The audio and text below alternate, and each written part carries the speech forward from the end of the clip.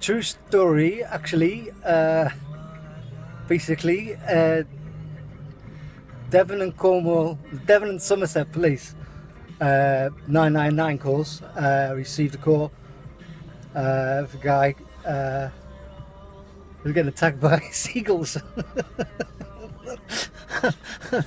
The field operator says, we can't arrest a seagull.